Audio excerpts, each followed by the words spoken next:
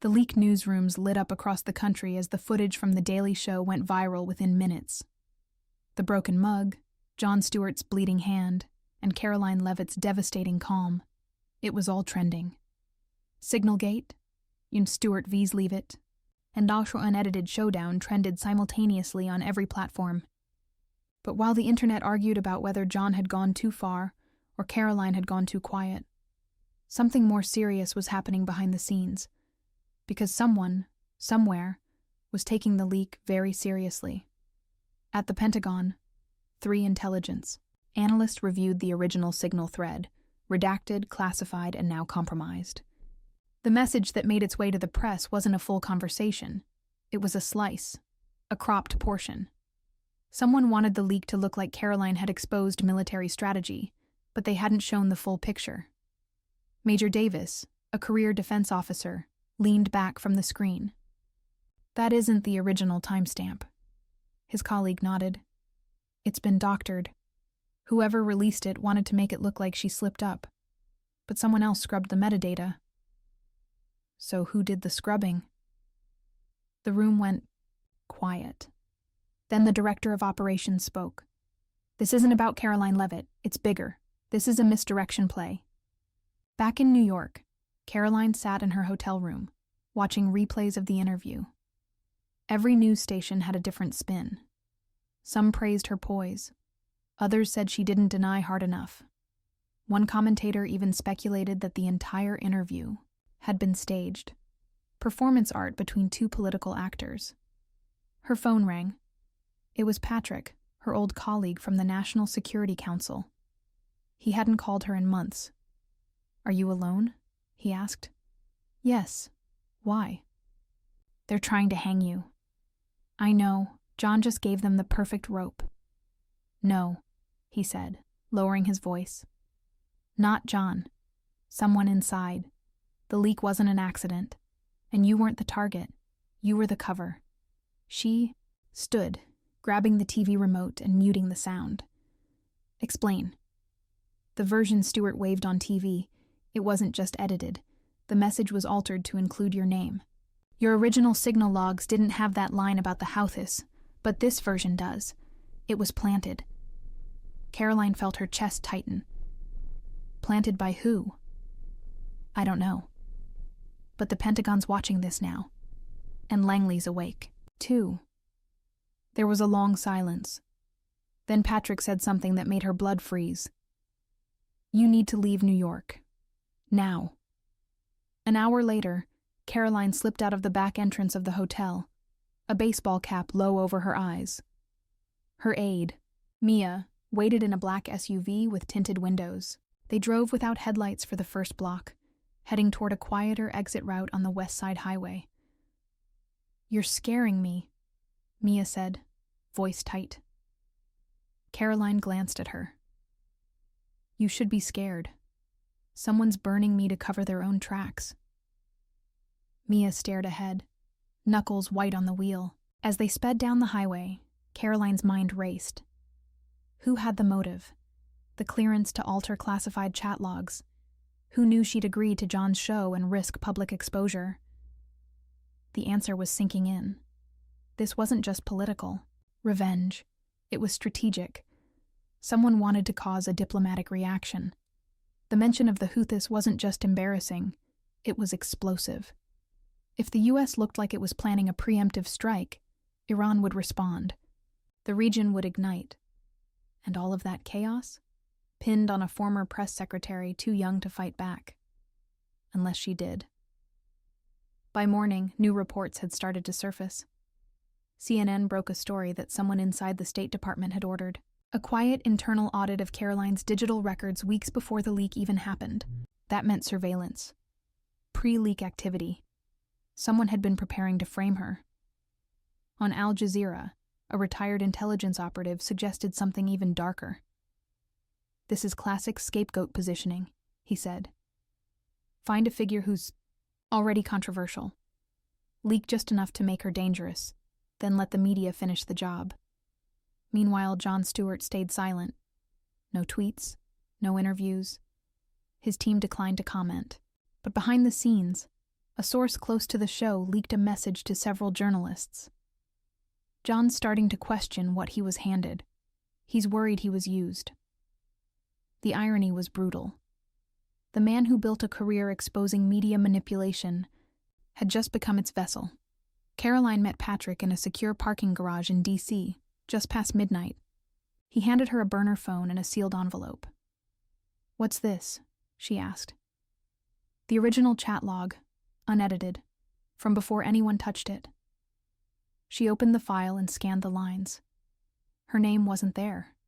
Neither was the message about the Houthis. But another name was.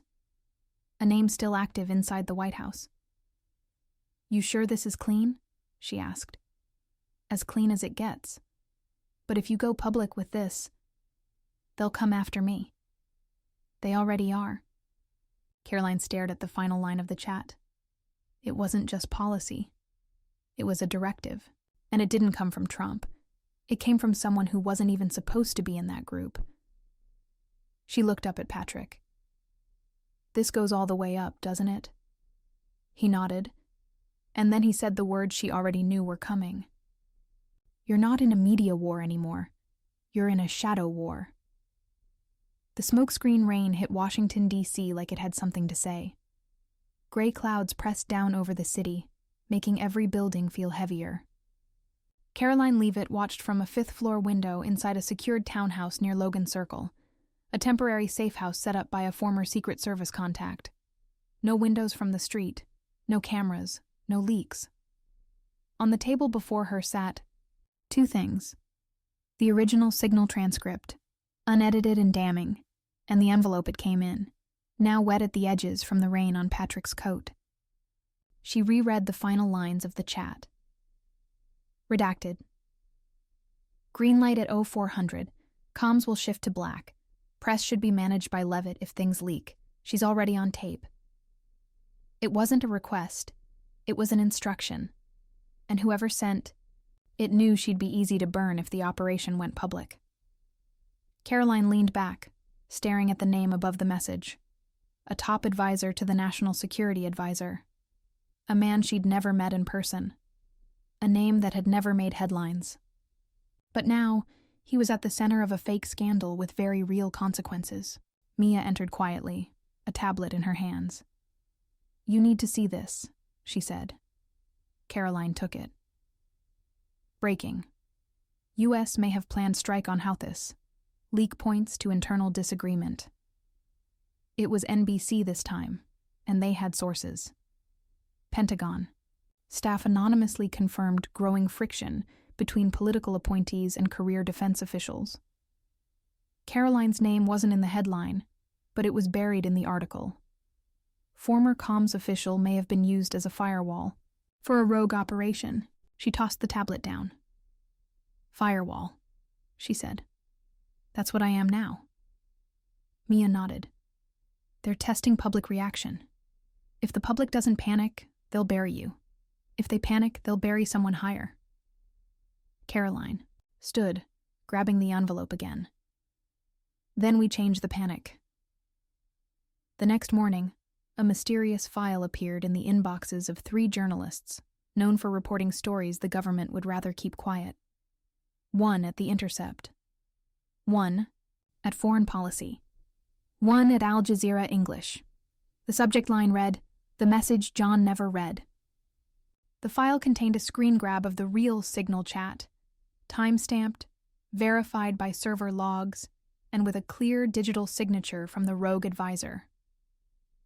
There were also cross-reference security briefings that had been quietly pulled from the National Security Council's public logs, showing how language had shifted from defensive operations to strategic deterrence, code for first strikes.